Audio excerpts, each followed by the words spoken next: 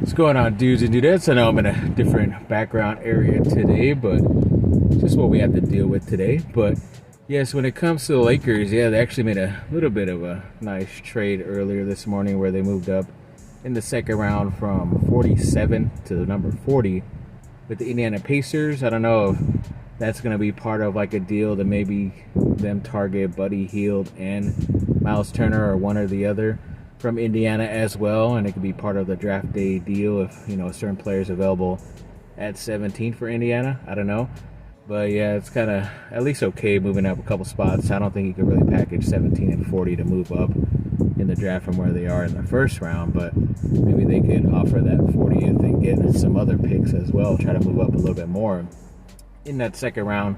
You never know, but yeah, it's a nice pick overall. So at least the Lakers, as of right now, will have 2 picks in tonight's draft, which should be happening like around 4:35 or 7:30 or 8 o'clock, whatever, if you're on the East Coast. But yeah, either way, it should be pretty exciting for my LA Lakers. And then, yes, ex-Duke player Gary Trent Jr. recently, the other day, accepted his player option of like $18.5 million with Toronto, so he's going to be staying there at least for this season coming up. I don't think it's part of him agreeing to like him being sent in a trade anywhere. They did say, I think even himself said that they're going to try to work out a long-term deal.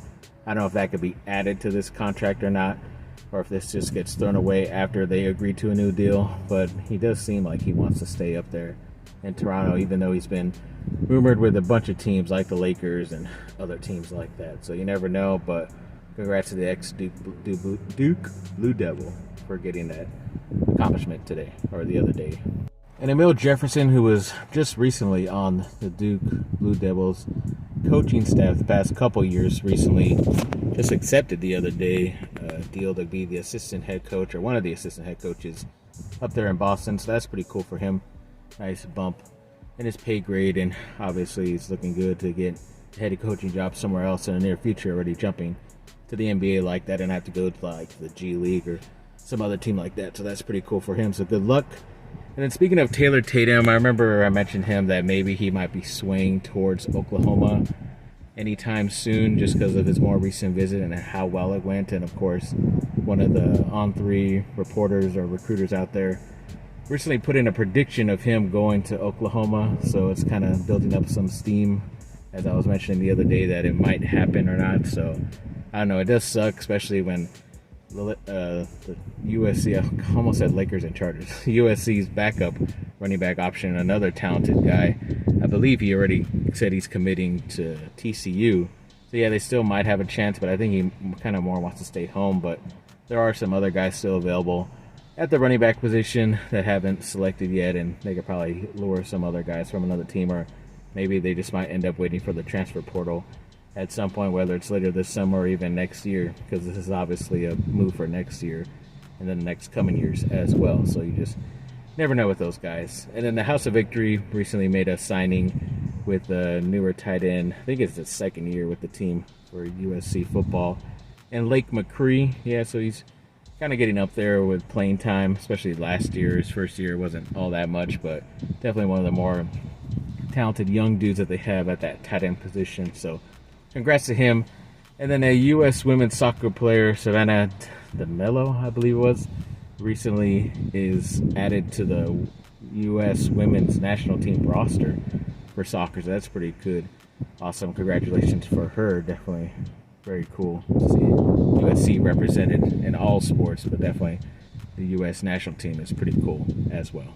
I've been hearing a lot of commitments could be coming for USC, especially this Monday, even Tuesday. A lot of those guys that recently visited are going to be announcing at that time, so that's pretty cool. Definitely going to be looking forward to that. Even one of the top guys that I talked about the last video, who's selected between USC and Oregon, Ryan Pelham, one of the top LA wide receivers, is going Monday as well. So, and I know Mark Culkin of Locked On USC and We Are SC recently reported that USC is expecting a commitment to happen on Monday, but it could be between Pelham. There's another wide receiver from Texas, Draylon Miller, and also Ty Anthony Campbell, the linebacker from Texas as well. So definitely very interesting to see who ends up getting on USC's commitment list for 2024. Be very exciting Monday coming up. Now, obviously, this NBA draft tonight, pretty much not really expecting any USC players to get selected, but Duke players most likely, especially like Derek Lively and also Derek Whitehead, who was supposed to be going higher, especially he was ranked higher in high school, but too many injuries, especially recent injuries that are going to keep him out until like beginning of fall camp for NBA stuff. It's kind of knocking him down, but he could still be a late first round pick. But Derek Lively has been going up draft boards quite a bit. He's even projected to be selected like 12 overall, if not even higher, like number 10 to the Dallas Mavericks too, who need an athletic big who could help Luka Doncic out, not only on defense, but then throwing up lobs and helping him out on offense as well. So that could be a pretty good landing spot for him as well. So definitely looking forward to the draft for those guys, and even like the rich history of Duke basketball in the draft. Obviously, Paolo Banchero went number 1 overall. They're like leading most number 1 overall picks, and then even like top lottery picks overall the past certain number of years, they're number 1. If they're not number 1, they're number 2, or at least tied for number 1 with all these other stuff like most recent picks or first round picks in the last couple of years and all that type of stuff. So it's pretty nice history, especially recent history for my Duke Blue Devils. Now, Jesse Edwards, who recently transferred from Syracuse to West Virginia, is a guy to maybe look at who might jump in the transfer portal or not, because West Virginia basketball is kind of going through a tough time with their great Hall of Famer, or going to be Hall of Famer. I don't know if he is yet or not.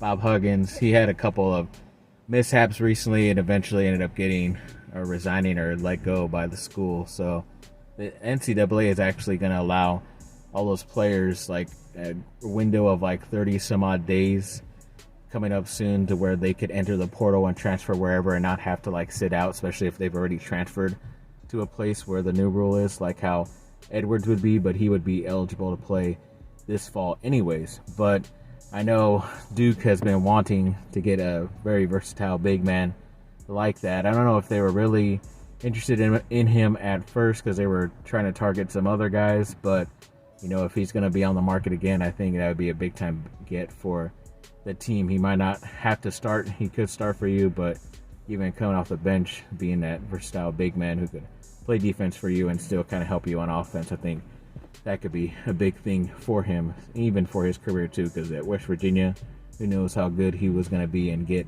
as much attention he would be if he wasn't going to like a place like Duke. So I don't know, it could be a thing for him to think about and the school, but you just never know.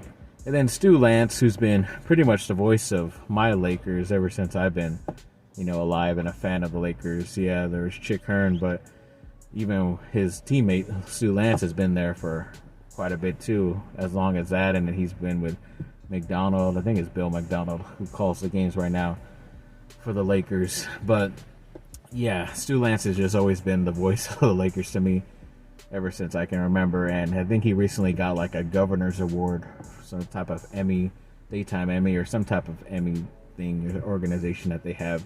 That's pretty cool. Nice congratulations to him and the voice of the Lakers, Stu Lance. Yeah, he's a great guy. He's pretty funny too during the calls as well.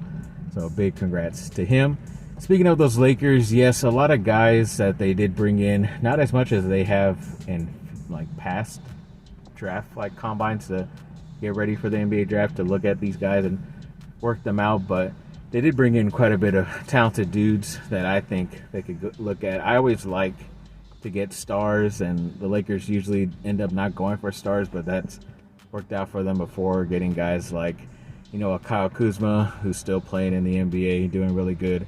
Josh Hart, yeah, he was still kind of a star, so I didn't mind that. Even Thomas Bryant was a star as well, but those were later picks that they had that turned out to still be some pretty good NBA players overall and who are still playing as well. But, just a couple of guys that obviously liked, the names that popped out to me were Adoma Sonoga. I believe that's how you say his name correctly. He's from UConn. They just recently won the championship, and he was the most valuable player of the Final Four as well. So it's obvious that this guy played really well when it counted.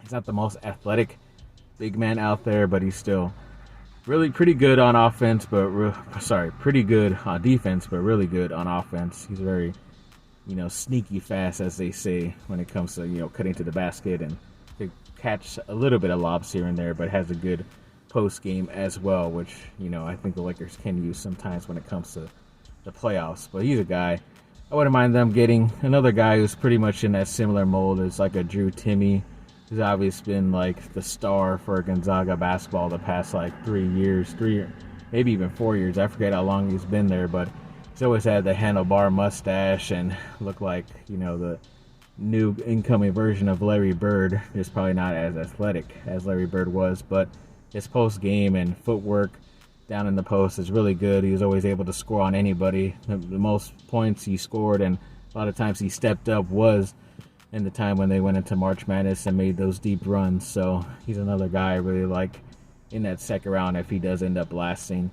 And then a guy who I've always kind of known because Duke plays him a lot is Isaiah Wong, who he's always been a pretty talented player, but especially this last year he did step it up. Yeah, in the tournament, his first game really wasn't that good, and his last game wasn't that good, but in between then, he was like taking over and their number one, guy to make plays throughout the whole entire games that they had. So he's a really good player. I think even the first game last year, he had like 40 points, which was like the first time a Miami player has ever had that in their history. So he's pretty talented scorer, and he's, tall enough to maybe help you out athletically on defense as well. And then the last guy, Azuolas Tubelis, I believe that's how you say the name.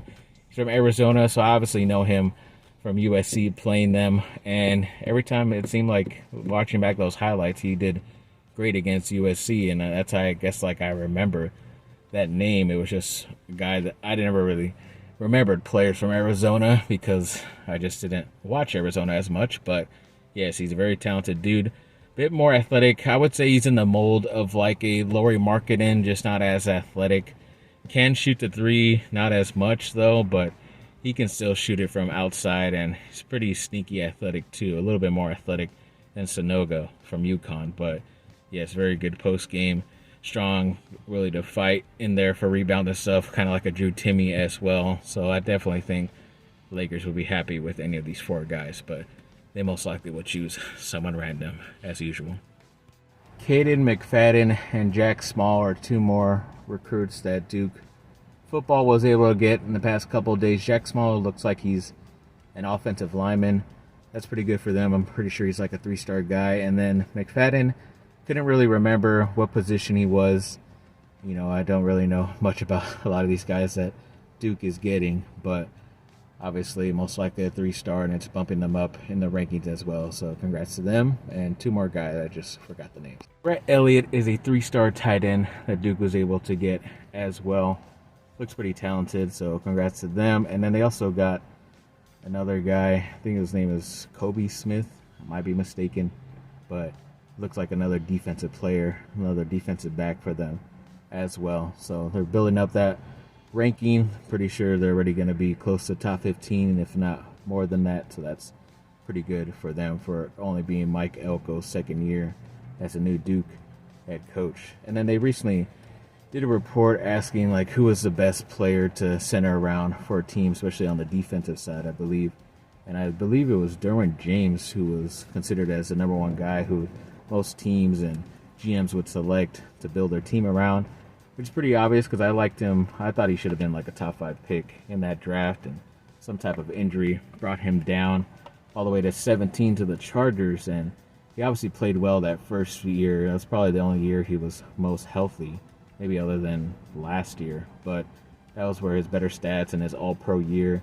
Next year, I think he got hurt, whether it's before or after the season or in between the season, and didn't really help him stay healthy for the full season. And then the next year, I think he was out for the whole entire year, which sucked. But then that final year of his rookie deal, he was able to play pretty well. So I guess that's why people still like him, because he is coming back, and as of right now, is healthy and still productive and playing near an all-pro level. But yeah, there's some other good guys on there on that list, like Micah Parsons as well, who's been even way better than I thought he was going to be. Yeah, he looked like a prototypical linebacker from Penn State, but yeah, he's been pretty awesome for Dallas, which sucks to say. But That's how it goes. You gotta give credit where credit's due. So yes, thanks for watching, people. Like, subscribe, comment down below. Let me know what y'all think. Have a great rest of your day. Bye. Hopefully I didn't sweat too much. Fight on.